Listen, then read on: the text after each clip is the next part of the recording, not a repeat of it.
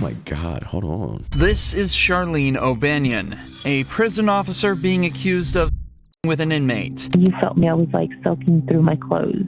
After hearing rumors from other officers that had seen her and Jason Parker together, an investigation was opened up. Charlene thinks she flew under the radar and got away, but what she doesn't know is that the detectives have all the evidence they need, and they're about to expose and embarrass her in the most brutal way possible. You got a live ass head game. Oh my God. Right from the start, Charlene plays innocent and pretends she doesn't know anything about the allegations. We're notified of a possible improper relationship between you and Jacob Parker. So we're here for that. I just kind of want to talk to you about it and get your side of that story. I don't know. Thank you for the host, Black Goat. Okay. Have you talked to him on any jail phone calls or anything like that? No. None at all?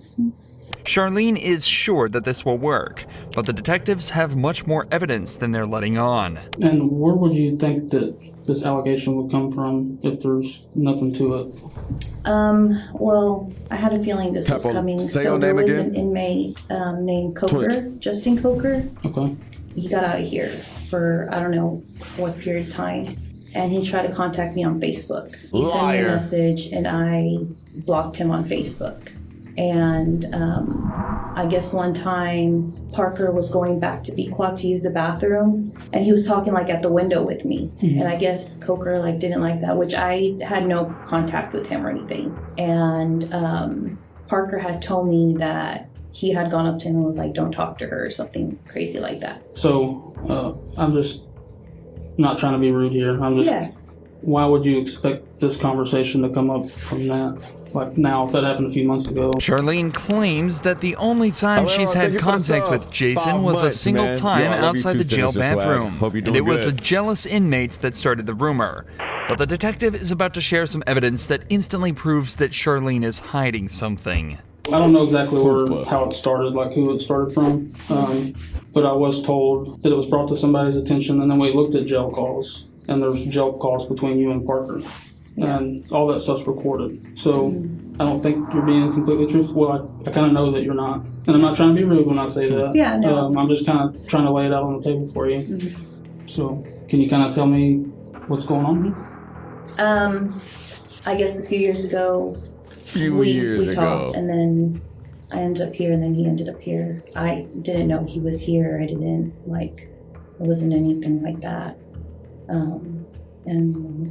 Apparently, Charlene and Jason knew each other before prison and messed around before they both ended up here. This led to them joking around with each other here, but nothing else. Or at least, that's what she claims.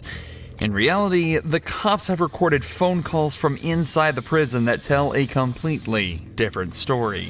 So what about some of these phone conversations? No, not here or the phone. I just mean conversations y'all are having on the phone. No. Since he's been in here. Like sexual? Well, I'm not saying having phone sex, talking about sexual acts. From what I'm listening to on the calls, I take it as that you've given him oral sex at some point. Is what I gather from these calls. No, that was in the world, but we never dated. We just. Okay. What kind of conversations have you had with him since you started working here and he's been in the jail? Just talking about what would happen after he got out. And then the jail call recordings. Have you been talking to him while you're at home? Like he calls you from the jail while you're at home, or? Mm-hmm. Okay. Just 15 minutes into this interrogation, Charlene's original story is seeming less and less like the truth. She's been caught in multiple lies, admitted to having sexual relations with Jason in the past, and calling him regularly from her own home. This is highly irregular behavior for a prison officer, and it doesn't take a genius to realize something deeper may be going on. But the detective has some more questions pertaining to some more physical evidence. I haven't listened to this, but apparently there may be some talk in the calls about photographs. Have you given him any photographs? Mm-mm. I gave him a photograph of his mom, which he had asked for, and of his dog, Jax. Okay. Dog. Have you given him any photographs of you? Mm-mm. No, because... So one of the things we're going to be doing is looking at cameras and stuff too. Has there been any times where y'all were alone? Mm-hmm. Or you go out of camera view or anything like that? Anything that's going to look suspicious that way? I don't think so.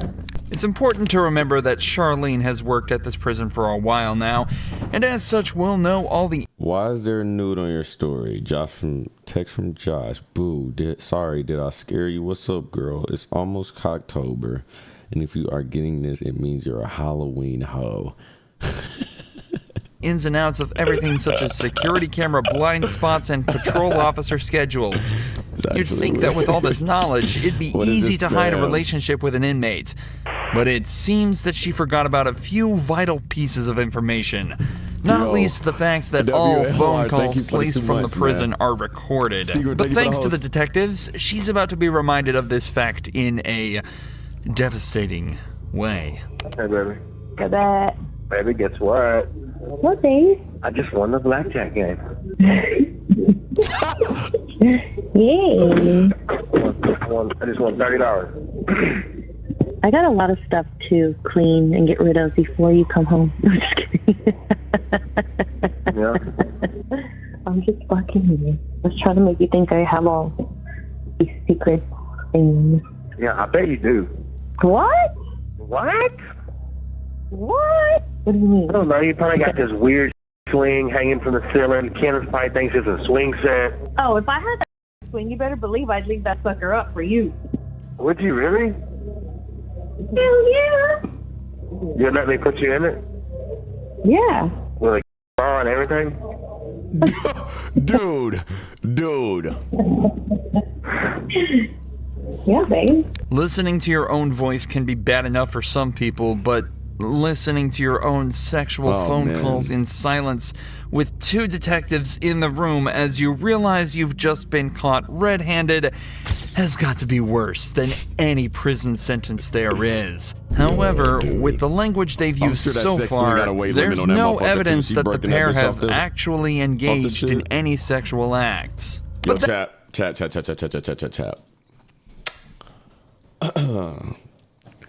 New headlights have been installed on the R34. It is getting worked on as we speak.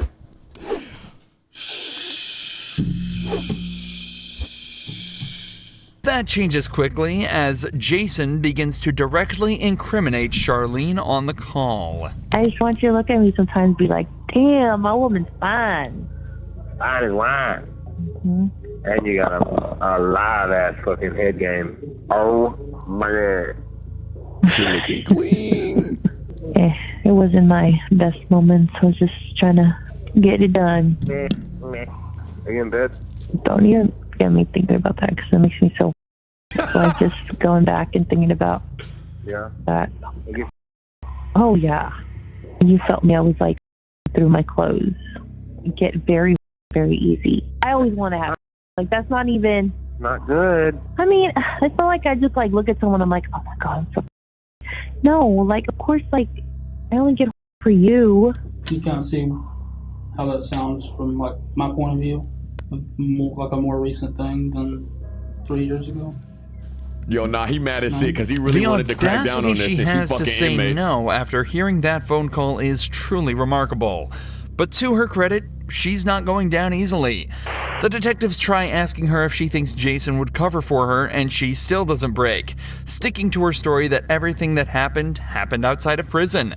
Technically, this story could still be true with this phone call, but it definitely is odd for the couple to be recounting events from over 3 years ago in such detail.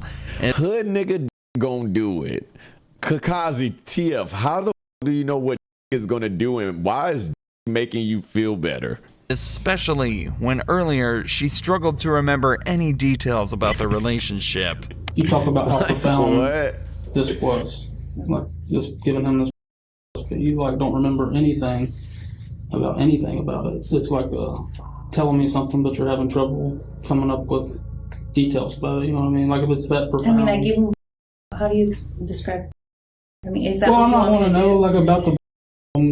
So if this is a factual thing that happened 3 years ago, I feel like you would kind of remember some stuff about it. Like I mean, like we sat in the car, we, you know. Like when I asked you who was there, him of course, like when y'all met or whatever, and then when I asked like who else, you said it was like a bunch of friends. Yeah. But like you can remember one I mean, I chick's was with name my after friend you Chris. think about it for 30 seconds. So Yeah, I mean, that's I not was- making sense to me. You seem to have blanks in your memory when we get to certain details, but you remember being groped in the from 3 years ago. I find that hard to believe. Okay? This is your one chance to be honest with us. Yes. Once we get up and walk out and we're done, we're done. Have y'all had any inappropriate contact, whether it's jobs, anything, hand? Yes, I am being vulgar to get a point across. Yeah, no, it's not. None of that. Just as the detectives say, things really aren't adding up. Yet she's still sticking to her story. Or at least she What the was, before a switch flipped and she said this. And what is it? I might have given him a part of you. In the back part of D quad? Okay. Mhm. How long ago was that? I don't know, a few months ago. The secret's out, and Charlene has God confessed. damn you, dirty. Is more complex than it may seem. In cases of officer-inmate relations, the main question that arises is the issue of consent. Given that Jason and Charlene knew each other prior to being in prison, it's not wrong to assume that consent went both ways in this interaction. However, in these cases, that's actually completely irrelevant. According to a 2005 report, federal law criminalizes all sexual relations and contact between prison staff and inmates, and that all sexual relations between staff and inmates are considered abuse, even if the act would have been considered consensual if it occurred outside of a prison. GGs. This is because of the huge amount of inmate abuse that was observed in prisons. In 1996, it was estimated that between 12 and 14% of all prison inmates had been, and the officers were rarely punished. So to prevent this, a zero-tolerance policy was introduced to try and prevent abuse towards inmates. A policy, it seems, that Charlene completely ignored. I'm gonna ask, but I feel like I know the answer. I'm losing my job. So that's not really up to me. Internal Affairs is aware. Investigation is separate from ours because it's two totally different things. Crashed out by sucking. Like, So it's illegal to have sexual contact with an inmate as an employee. So I said the ball kind of be in their court, but I'll let you know as soon as I hear something.